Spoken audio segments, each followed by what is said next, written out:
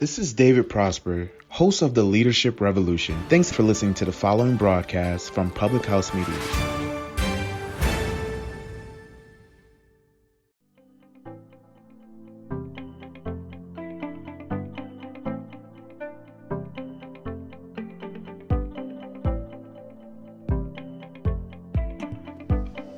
Hello everybody, it's No Filter Friday from Public House Media, and I'm sitting here with a half a bottle of water, wishing it was tea, freezing, because it's cold. But the excellent news of the week, I think, is that Peter Nyguard got arrested.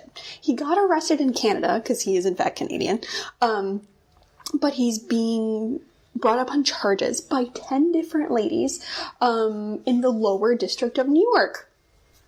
Same people as, I hope that's you, David Bobke. Does it sound okay? Because it's some third world madness out there. It's very loud. Anyway, same district that has handled Harvey Weinstein, Jeffrey Epstein, Ghislaine Maxwell. There's a lot of Steens in there. Weird. He's going to be tried in New York. They have Jane Doe 1 through 10 that are his accusers, and it's so exciting because I was kind of wondering this was going to happen. And when his island in the Bahamas just burned to the ground a few years ago, that they used to use for a bunch of like swimwear TV shows and stuff like that, I was highly suspect. I was like, I wonder what's going on down there. But that was some years ago. So now, hang on, I need a luxurious break. Face spray, love it. But now that he's got arrested in Canada and he's being brought up in charges on New York, good stuff, man, good stuff. And they have a whole string of 10 different accusers that go back to the 70s BTW, because Peter Nyguard is old.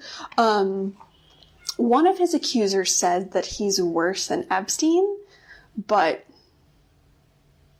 I mean, I guess we'll see what the deal is with that. However, the fun time tea is that Peter used to have these parties at his house in LA. I've heard he's had these parties in Canada for my other girlfriend. And where else? And he would, kind of in a David Copperfield sort of a way, he would take people to his island in the Bahamas. Well, I guess also in a Jeffrey Epstein sort of a way, but with more magic, I guess. But my agent a million years ago used to invite me to these parties that Peter Nyguard would have at his house in Venice. He had this like Swiss Family Robinson-esque kind of a house in like the Venice Canal area. And you'd have a bunch of people over, and he'd get like manicurists and pedicurists and like massage people, and they'd be playing volleyball and he'd be catering. Very Michael Scott of him. Anyway, so my agent would bring me and a couple other girls to these parties, and I didn't really ever participate in anything except for manicures and food. I wanted to play volleyball, and I just never got in the rotation, which is fine, whatever, not a big deal. However, nothing physically happened to me in the way that these girls are accusing him, because I'm not his type. So the thing was, weirdly enough for Peter, is that he was really into like chicken-headed hood rats at the time. I don't know if his taste waned and waxed or whatever, so I was like, I was safe from that. But I've been kind of waiting for this to happen. I'm like, nah, he's Canadian. We'll see. We'll see if anybody comes out against him, and boom, here it is. Finally, if you can believe it. But yeah, I used to go to those parties back in the day at the behest of my agent. And we've had this conversation before, especially around like Kate Blanchett and Harvey Weinstein, about how her agent would send her to his hotel room underage back in the day. Like it was no big thing. So that's how these agencies are involved in #MeToo, because they're absolutely feeding the beast. Like, these people don't, especially underage people, especially before the time of Uber, do not show up magically in, Jack Nicholson's hot tub. It's just not a thing. It's just not. It's just not a thing. So we will see what happens with ye old Peter Nyguard, but kind of the same old, like he'd meet girls and be like, oh, well, you know, Roger, have you ever been to any Peter Nyguard parties now that you're sitting in here? Now that you've joined the live feed? I would love to know, because I'm sure you've seen this old guy kicking around. I think he kind of wanted to be Jimmy Goldstein. That's just my opinion, but like, I think he wanted to be Jimmy Goldstein because Jimmy Goldstein has this bomb house. He has amazing photo shoots there, courtside for every Lakers game. Like, he's the coolest old guy ever, but he doesn't behave like this. Like, Jimmy's got it like that. So it ain't tricking if you got it. So it's a whole different thing. But like, just like some guys want to be Hef, I kind of think Peter Nyguard wants to be Jimmy Goldstein. And he has like a similar... He's just always biting his swag. Like, I just feel like that's kind of the thing. I knew Nyguard for years. See? I knew it. Of course you did, Roger. Of course you did. But yeah, so we'll see how things go for old Peter. I'm sure they're gonna nail him to the wall. They've got 10 girls already. Yeah, was at a few of his parties around Tilbury. Same, man. Me too. Just probably a different era. So we will see what happens to ye old Peter Nyguard. I remember I had a Canadian friend tell me that she took his ass to the ATM machine after a Raptors game. So old Peter's been at it for some time, so we'll see how this goes. His airplane had a disco on it. Yeah, I can see that. I just...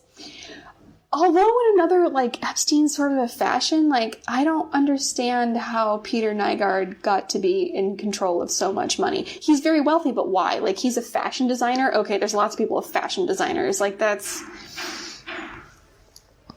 not,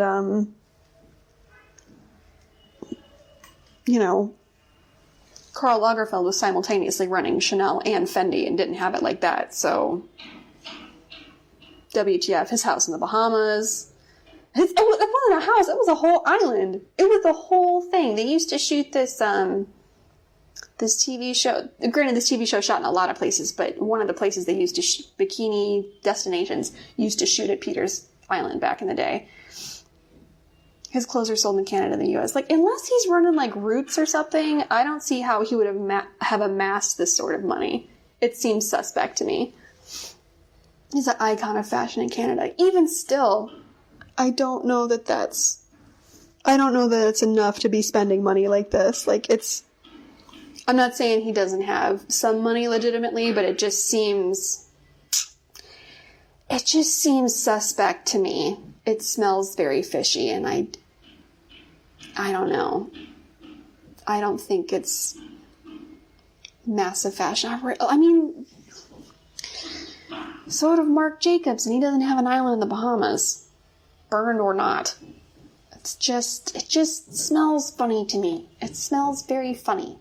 It feels very ill-gotten goods to me, currently at this time. I remember that I actually did PR for the NYC store opening on Broadway. I remember that store, now that you mention it. I do remember that store. That was back in the day. But yes... tucked away in my brain, I do remember the Nyguard store. The house burnt down a few years ago. Yeah, it was probably 5 or 6 years ago now, because I remember some photographer friend that I had, whose names escape me. It was, one of these dudes that's always shooting like swim and stuff. Used to go down there and shoot. Are you coming back to America? Yes, I will be there in January, barring America's still there. Yes, I'll be back in January. I'm blanking on which photographer it was, but anyway, he used to go down there and shoot a bunch of stuff. And then I was like, oh, like what's going, I ran into him later. It's like, oh yeah, Peter's, his island burned, so we can't shoot down there anymore. Surprise, surprise. I'm seeing parallels here, and it smells funny. I could be wrong, but it just smells funny. So we will see what happens with ye old Peter Nyguard and his empire, but I remember going to parties at his house in Marina del Rey, in like the Venice Canals area, at the behest of my agent at the time, who was a sleazebag in himself. So this does not surprise me. He and Robin Leach were buddies big time. Waves, sound is good. I adore you, David Bobke. Robin Leach is like the coolest, and he is sorely, sorely missed. But I do remember that because I think one of Peter's properties was on Lifestyles, the Rich and Famous. So it doesn't surprise me that him and Robin Leach were like BFFs. What a crazy world we live in. It's so funny. Like sometimes like you end up at these functions in Hollywood and you're like, okay, I guess I'll like do this and then go home. And you do, and you're like, well, that was a thing that happened. And then lo and behold, 10 years later, you're doing a podcast about it. The Bahamas property was just, there was a revolving door around there. Everybody went down there to shoot. I remember that. And then all of a sudden, kaput.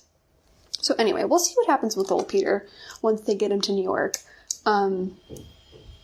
I think, however, he kind of had an enclosed operation. I don't think he was a part of any, like, massive sex ring or anything. I think he was just running his own show. But who knows? Who knows what's going to come out in court?